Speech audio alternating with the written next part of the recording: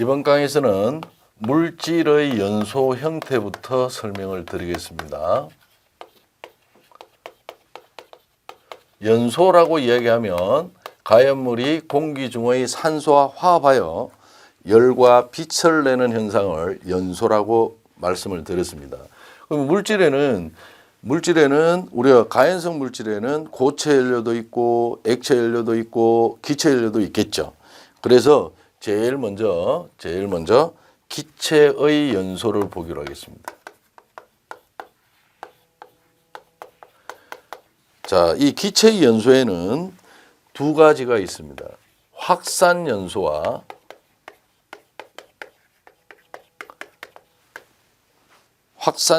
예혼합 연소가 있어요. 그래서 교재 순서대로 하면 예혼합 연소를 먼저 설명드리겠습니다. 예혼합 연소.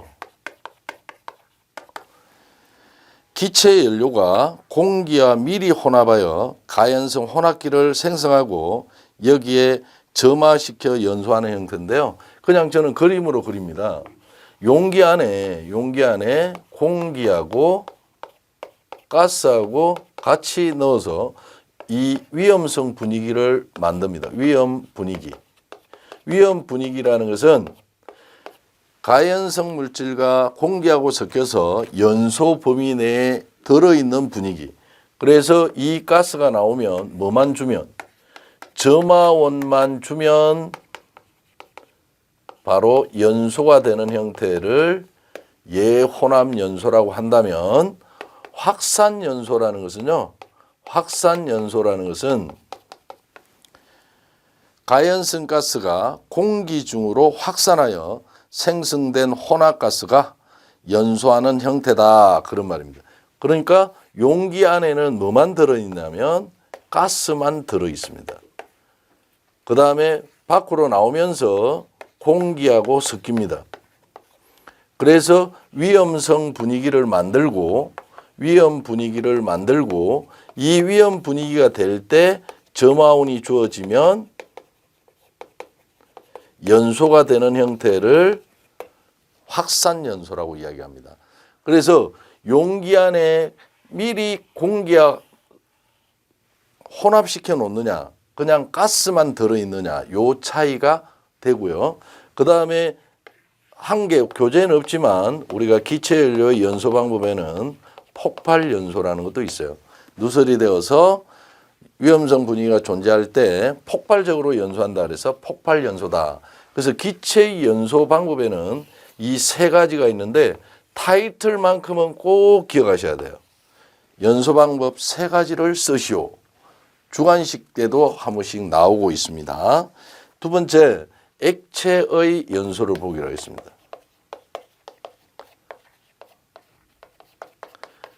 액체 연료의 연소 방법에는 첫째, 증발 연소가 있습니다. 이 증발 연소라는 것은 액체가 기체가 되고 그 다음에 여기에 위험성 분위기가 되면 점화운이 주어지면 연소가 되는 것을 얘기합니다.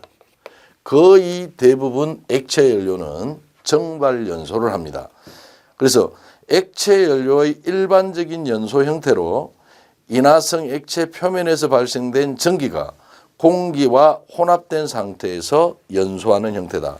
액체가 기체로 바뀌고 난 다음에 공기가 섞여서 여기에 뭐가 들어가냐면 공기가 들어가는 거죠. 그래서 위험 분위기가 만들어지고 연소가 되는 형태를 증발 연소라 한다. 그 다음에 분해 연소가 있습니다. 액체 연료에도 분해 연소가 있고 고체 연료에도 분해 연소가 있어요. 이 두 개의 차이점은, 자, 액체 연료의 분해 연소는 중류나 아스팔트, 예를 하나 해놓을게요. 중류, 아스팔트. 이거는 고분자예요. 고분자. 그래서 중류나 아스팔트 등 휘발성이 적은 액체 가연물의 열 분해 시 생성된 가연성 전기가 공기와 혼합된 상태에서 연소하는 형태인데, 여기에 열이 가해지면 그 분자가 저 분자로 분해됩니다. 이 저 분자로 분해되고 이 분해된 물질이 공기하고 섞이고 그 다음에 점화운이 주어지면 연소되는 형태를 얘기합니다. 그래서 의미가 다릅니다. 고체 연료하고. 그래서 고분자 물질이 열에 의해서 저분자로 분해되면서 분해된 이후에 불이 붙는다 그래서 여기서 분해연소라는 말을 쓰는데 거의 대부분은 증발연소를 한다 정도는 되셔야 됩니다. 그 다음에 세 번째, 고체연료. 고체연료는 반드시 암기하시기 바랍니다. 이 고체연료의 연소 방법에는 네 가지가 있습니다. 첫째, 분해연소가 있어요. 이 분해연소라는 것은 목재, 종이, 그 다음 석탄, 플라스틱 안에 뭐 합성수지 뭐 이런 것들도 다 들어있다고 보면 됩니다. 이런 것들이 열이 주어지면 열분해가 됩니다. 열분해되면서 전기가 발생됩니다. 이 전기가 공기하고 혼합해서 점화운이 주어지면 연소가 일어나는 형태를 분해연소랍니다. 그러면 이 분해연소는 반드시 뭐가 발생하느냐면 재가 발생합니다. 탈 수 있는 것은 전기가 돼서 타고 타지 않는 물질은 재가 발생되더라. 그렇게 여러분이 알고 있어야 되고요. 불꽃도 발생합니다. 이런 정도는 여러분이 되셔야 됩니다. 액체 연료의 분해 연소는 재발생하지 않습니다. 자, 두 번째, 표면 연소가 있습니다. 표면 연소라는 것은 고체 연료의 일반적인 연소 형태로 예를 알아놔야 돼요. 코크스, 금속 가루, 이걸 금속분이라 그럽니다. 코크스, 그 다음에 목탄이 숯입니다. 숯. 그래서 꼭 기억하셔야 될 게 코크스, 목탄, 금속분 등의 가연물 표면에서 산화 반응하여 열과 빛을 내는 현상이에요. 그래서 열 분해가 일어나지 않기 때문에 뭐가 발생하느냐면 불꽃 발생 안 해요.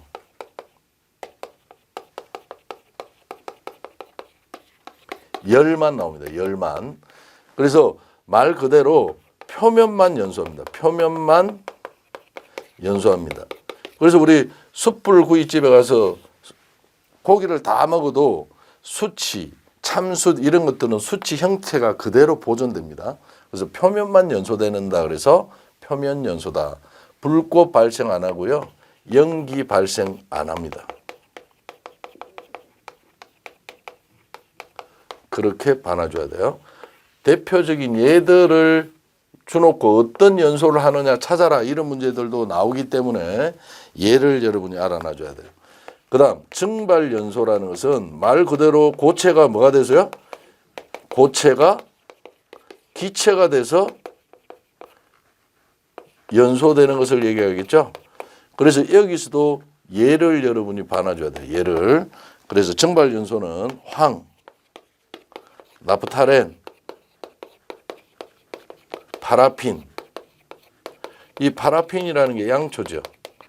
양초도 촌농이 생겼다가 심지를 타고 올라오면서 전기가 돼서 타는 것을 얘기하는 겁니다. 그래서 표면연소는 증발연소는 황, 나프탈렌, 파라핀 등은 가열시 기체가 되어 공기와 혼합된 상태에서 연소한다더라. 그렇게 봐놔주시면 되고요. 그 다음에 자기연소가 있습니다. 이 자기연소는요. 가연성이면서 자체 내에 산소를 함유하고 있는 물질.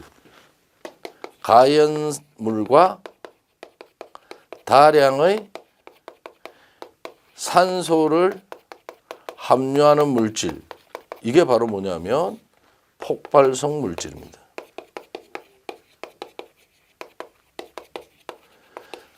자기연소라는 것은요, 산소 공급 없이 연소되는 것을 자기연소라 그래요.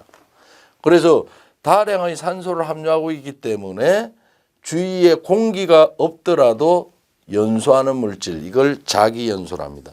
그래서 폭발성 물질의 종류에 보면 질산 에스테르류, 셀룰로이드류, 니트로화합물 이런 것들, 즉 산소 공급 없이 연소되는 것을 자기연소란다. 그래서 공기 중의 산소가 필요 없이 연소된다라는 말이 교재에 나와 있습니다. 반드시 고체 연료의 연소 방법 4가지는 반드시 암기하시기 바랍니다. 그 다음 연소의 특성.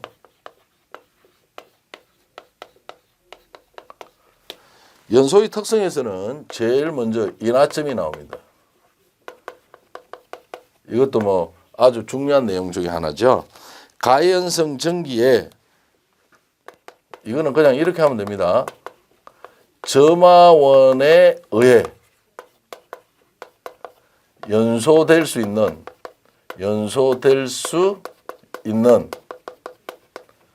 최저의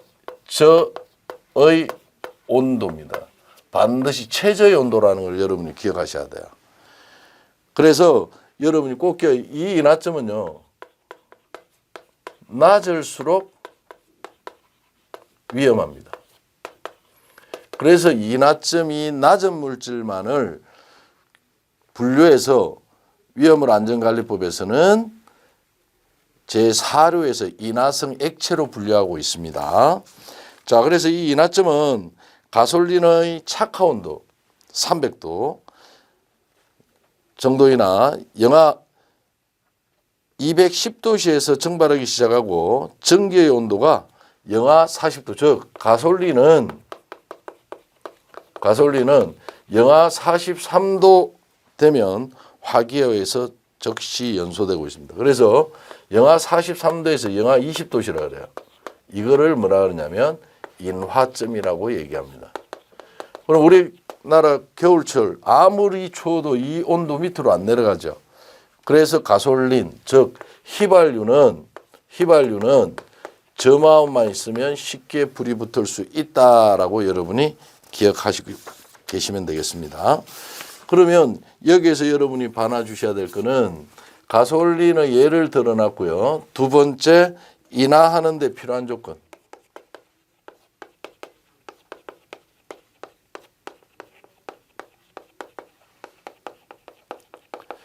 인화하는 데 필요한 조건은요, 반드시 인화점 이상의 온도가 되셔야 돼요. 인화점 이상의 온도 유지가 필요한 거죠. 지구상에 있는 모든 탈 수 있는 물질들은 점화원을 주었을 때 불이 붙을 수 있는 최저의 온도가 있습니다. 그 온도가 되지 않았기 때문에 점화원이 있어도 불이 안 붙는 거죠. 그러면 인화점 이상의 온도를 유지한다면 점화원이 있으면 불이 붙을 수가 있다, 이런 말이고요. 두 번째는 뭐 기역, 니은이라고 해놔도 관계없겠네요. 산소 및 이와 혼합할 수 있는 물질의 전기가 존재해야 된다. 즉 가연성 전기가 존재해야 된다, 이 말입니다. 전기가 존재해야 된다. 그 전기가 공기하고 혼합되어서 연소 범위 내에 들면 불이 붙는 거니까요.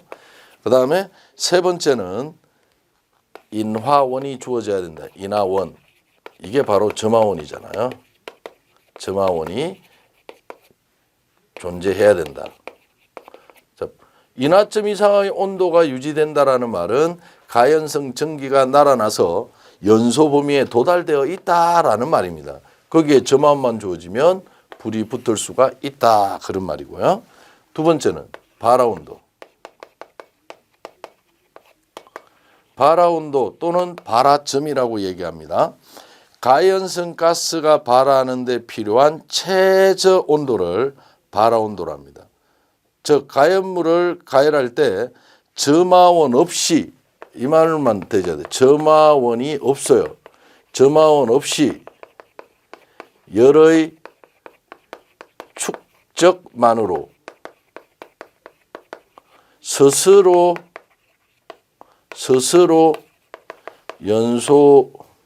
연소되는 최저의 온도를 발화온도라고 그래요.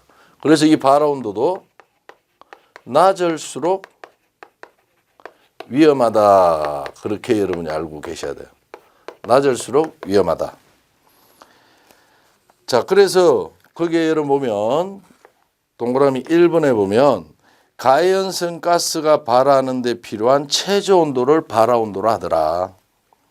그리고 점화원 없이 스스로 연소가 시작하는 최저 온도더라. 이게 이제 정의가 되실 거고요. 두 번째는 발화점이 낮아지는 경우.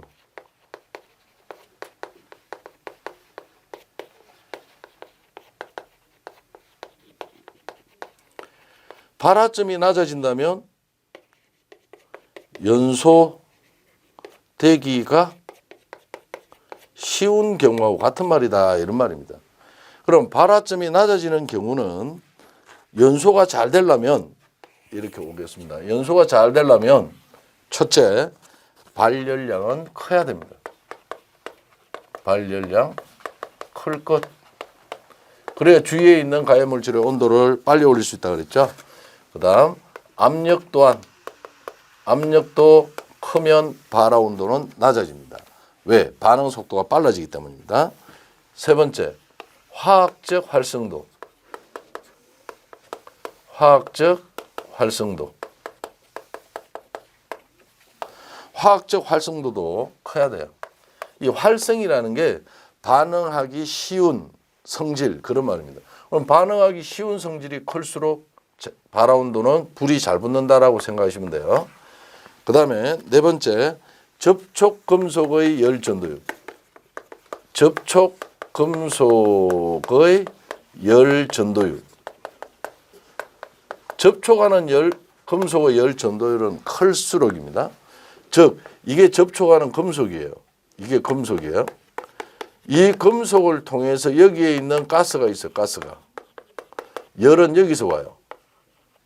그러면 이 가스가 온도 올라가기 위해서는 이 금속은 열을 많이 이동할수록 가스는 온도가 빨라지겠죠. 그래서 이 말을 여러분이 꼭 기억해야 돼요.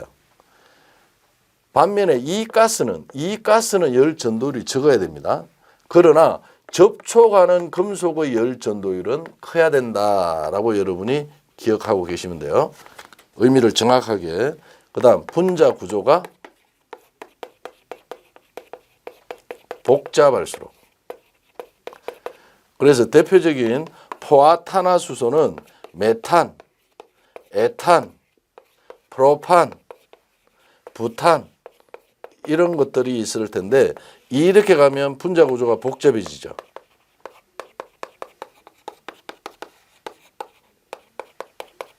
탄소 1개 탈 때보다 4개가 열량 많이 나오겠죠. 수소 4개 탈 때보다 수소 10개가 열량 많이 나오겠죠. 즉 발열량이 클수록과 분자 구조가 복잡할수록은 같은 의미다라고 여러분이 기억하고 계시면 됩니다. 그 다음에 6번째, 가스 압력 및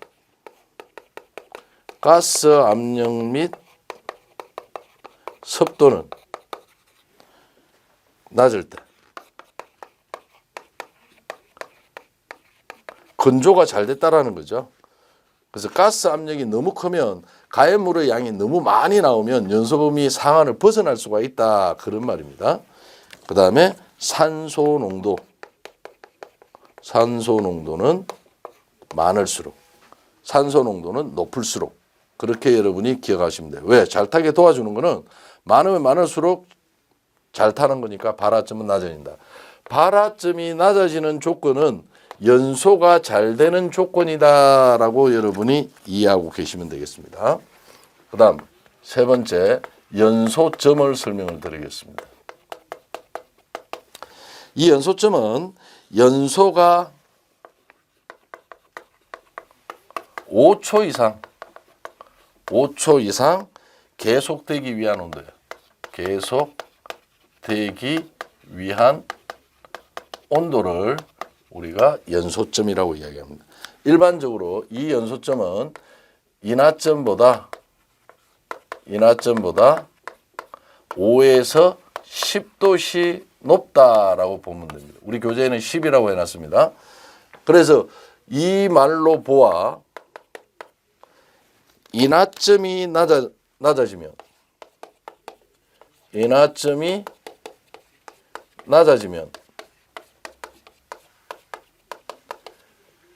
연소점이 낮아진다.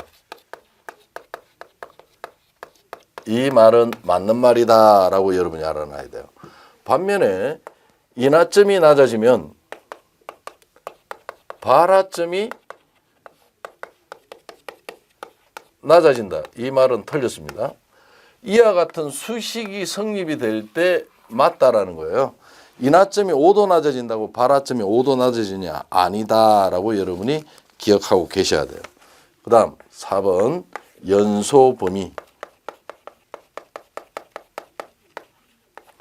자, 연소 범위는 다른 말로 연소 한계, 폭발 범위, 폭발 한계, 가연 범위, 가연 한계 이런 거는 맞지만 반드시 폭갱 한계라는 것은 같지 않다.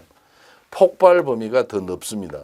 그래서 폭발 범위 내 일부분을 차지하는 게 폭갱 한계, 폭갱 범위다라는 것은 여러분이 기억하고 계셔야만 하고요. 자, 폭발 범위라는 것은 연소 범위라는 것은 가연성 가스와 공기와의 혼합가스에 점화원이 주어졌을 때 연소가 일어나는 혼합가스의 농도 범위입니다. 혼합가스의 농도 범위. 농도 범위. 그렇게 여러분이 봐놔 주시면 되고요. 낮은 쪽을 폭발 하한, 그 다음에 높은 쪽을 폭발 상한이라는데 가솔린은 예를 들어서 설명하면요. 가솔린은 1.4에서 7.6%다라고 얘기를 합니다. 그래서 가솔린의 연소 범위 정도는 좀 애워 놓으시는 게 좋아요. 아세틸렌 2.5에서 81.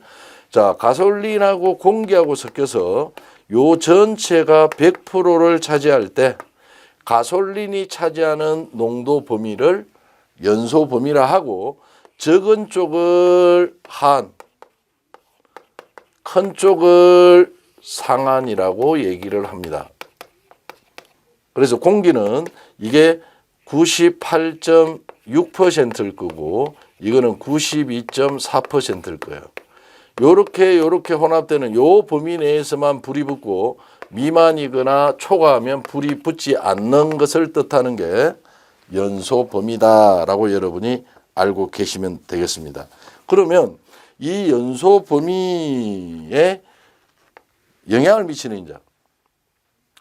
요걸 우리가 동그라미 1이라고 연소 범위 영향 인자. 연소 범위에 영향을 미치는 인자는 세 가지가 있습니다. 온도, 두 번째 압력, 세 번째 산소량이 있습니다. 자, 그래서 우리가 연소 범위를 넓게 하는 영향은 이 세 가지가 있는데 온도는 100도씨 증가 시 한 8% 감소, 상한 8% 증가를 합니다. 그러니까 온도가 높을수록 연소 범위는 넓어진다라고 보면 되고요. 압력이 높아지면 하는 거의 변화가 없어요. 변화 없다. 반면에 상한은 증가합니다.